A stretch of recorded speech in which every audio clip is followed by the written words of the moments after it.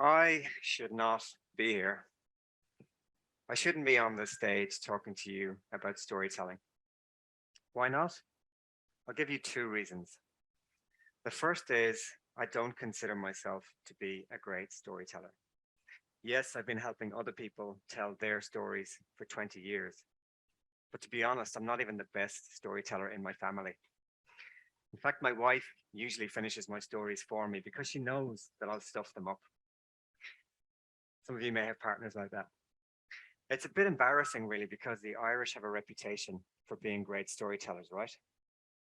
And I think I missed out on the storytelling gene.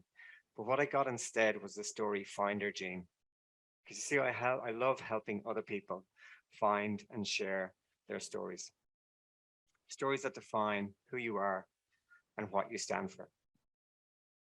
Now, working with Red Bull opened my eyes to the potential of stories to help sell what is essentially sugar water, or piss in a can, as somebody once called it.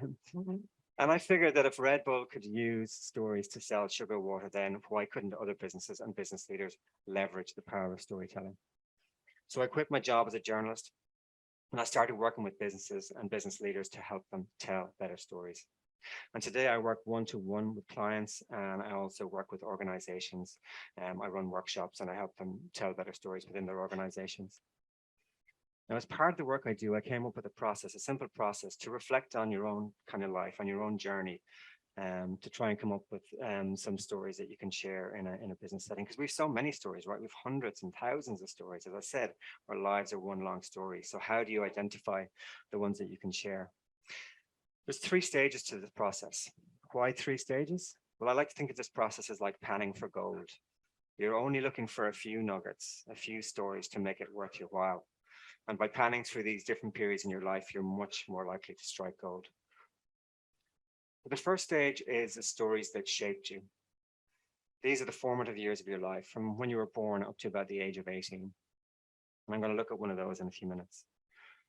The second stories that you should, I suppose, reflect on are the stories that changed you. These are the sliding doors moments in your life when, one decision changes everything. Typically, they happen in your 20s and your 30s. And again, I'll look at a brief example of one of those in a few minutes. And finally, you've got the stories that define you. Now, these are the stories that most people default to, that they feel safest with. They're stories about their experience or their expertise, what they do for a living.